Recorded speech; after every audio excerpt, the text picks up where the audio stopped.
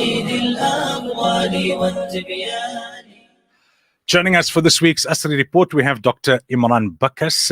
Imran, assalamu alaikum wa rahmatullahi wa barakatuh, and welcome. Walaikum salam, Mulana. Thanks as always for having me. Let's start with KZN, Imran. We know the NFP finally made it known late yesterday afternoon that they're throwing in their lot with the ANC DA IFP coalition, which would mean that theoretically it swings it into the favor of the coalition. They've got enough votes now to elect a premier for KZN and to kind of keep the MK out. There is speculation that that there are many within the ANC who would actually vote for an MK candidate, and that could upset the entire coalition arrangement. Also, Malema warning yesterday in his press briefing that keeping the MK out would be a provocation of the people. It's not the EFF or the MK would be instigating violence, but people would feel they want to react. And he said the ANC is going against its own policy, that the party with the most votes should lead a coalition. What's your thoughts on where things stand in terms of KZN? Yeah, thanks, Molana. So there's a whole range of things. Yes, you're right. I mean, the NFP operating on the complete periphery of KZN politics has clearly emerged as a kingmaker. Now, you would know there was speculation historically that the ANC had a hand in the formation of NFP in order to kind of push the IFP to the periphery prior to its political ascendancy. So if you take that context into account, it doesn't come as too much of a surprise that the NFP threw in its lot with the ANC. And of course, we know there's been a whole range of other speculative indicators about the relationship of the NFP with the ANC. So yes, I mean, it's a bit of an anomaly, 45% for the MK party. One would assume that they would be the lead party and they would be part of provincial government. Of course, it's really difficult for them to find that 5 or 6% that they need. I mean, one understands the point that Malema is making, but again, on the other hand, the way parliamentary politics and the cut and thrust of parliamentary politics is that it doesn't really matter that you had 45%. It's neither here nor there. What really matters is your ability to cohere with other parties, to engage in negotiations, and to be able to form that coalition, which in the case of MK seems to be really, really difficult.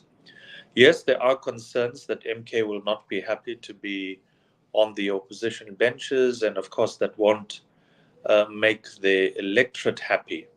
But I think to their advantage and credit, the leadership of MK has been engaging in a really mature way, not the kind of belligerent speech that we would have expected.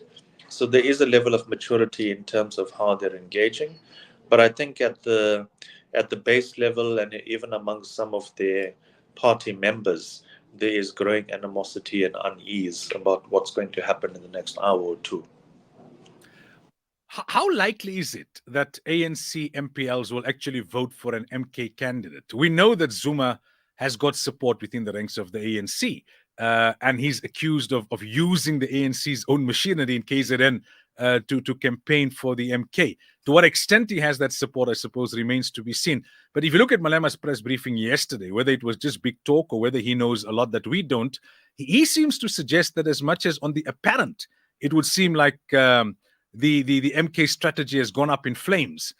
He seems to feel, no, they've got some teething problems as a new party, but they know what they're doing, and you're dealing with a very astute political tactician in Jacob Zuma, who's got a lot of experience. Well, you might be having a really astute chess player tactician, which is true, but it's also true that the party is in complete disarray. You would have seen yesterday there was chaos in terms of which list does MK go with. And I think there's massive jostling for power in the ranks of the MK. I think the really important factor to bear in mind, Molana, is that many people who come from the ranks of MK have been operating on the political periphery, have been in the political wilderness for the last year or two. So this is their chance to shine. This is their chance to get a job, if you like. This is their chance for social mobility. So a lot is hanging in the balance. And if I want to be crude about it, this is also their chance to have access to the public purse. So I think, that they're in disarray. People want positions. There isn't a clear strategy and direction from the leadership about, which list to use. So I think the party is in complete disarray. So, one will have to wait and see what happens. Now let's talk about Malema and the EFF being out of the government of national unity. Do you think that's what they really wanted? I mean, he seemed to be speaking yesterday about we're not interested in positions, we're not intimidated by the threat of taking away positions. For us, it's about principle. How can we ever go into a coalition with the DA? How do we face those Muslims, who voted for the ANC or the EFF based on their position on Palestine, and now we go into a coalition with the DA? Did he overreach? Was he too bullish? Did he demand too much? And is he finding himself now totally marginalized? The new chaos party is MK, no longer the EFF. They grabbing all the sensational headlines. So they've stolen that from him. On the other hand, he's out of the government of national unity.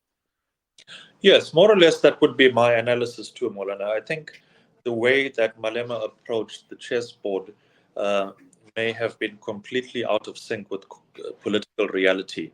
Making those demands about the finance ministry, etc., there was this anticipation on the part of EFF that they would see, if not a dramatic, then at least an incline or in the number of votes they've attracted, but they haven't seen that. So their kind of political ammunition or trump card has been hugely diminished. And Malema is right. I mean, the DA and the EFF particularly are ideologically opposed, almost diametrically opposed. So when it comes to the ANC, yes, they're on different pages when it comes to foreign policy, the Middle East, economic development, minimum wage, issues of economic policy.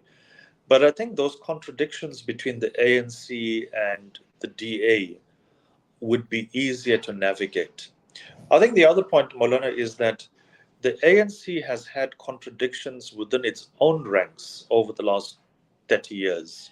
In the first administration of Mbeki, there was massive neoliberalism. They were going towards the market. They had communist ministers under Mbeki's administration who were driving privatization. And that was a huge contradiction. Yet the ANC was able to manage Alec Erwin, Rob Davies, and others who were put in portfolios that were really compromising. So that was an internal contradiction. But I think even this contradiction they face with the DA, can be worked through.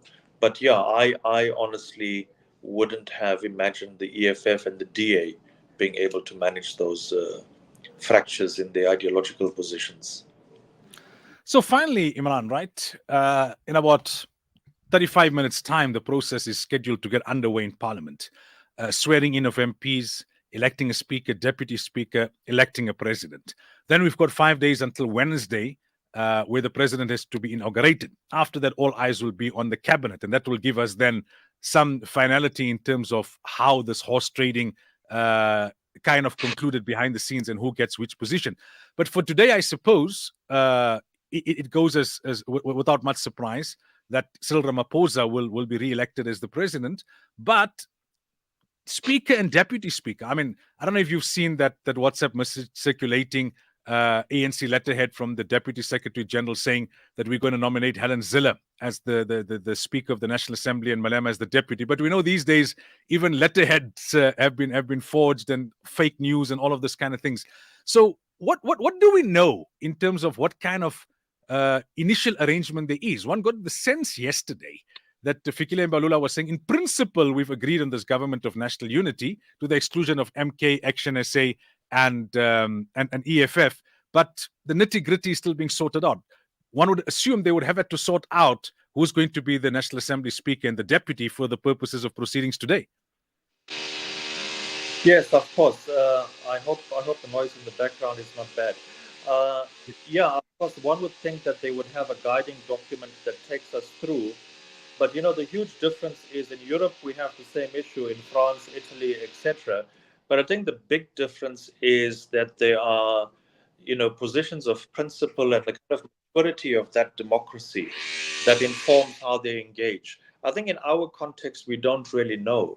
And what we don't know is how people will vote with that secret ballot. And I think bearing in mind we have so-called sleeper agents across the IFP, MK, ANC, how people vote when it comes to that parliamentary sitting is an unknown. But one would have hoped that their engagements prior to today would inform, and they would have to rely on people's good conscience to make that decision as they had agreed prior to today. Dr. Imran Bakas, as always, shukran for your time. Shukran. Thanks, Maulana. Assalamu alaikum wa rahmatullahi wa barakatuh. Wa alaikum salam.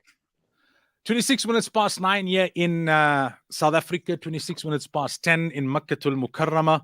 We will cross over shortly once again for the Hajj desk with Ijaz Khan and Anisa Isak from our Durban studios. We'll be speaking to Maulana Muhammad Ali in a couple of minutes' time, inshallah, reflecting on Hajj and Hajj around the world with Hafidha Rehana Umar. Our theme has been discipline.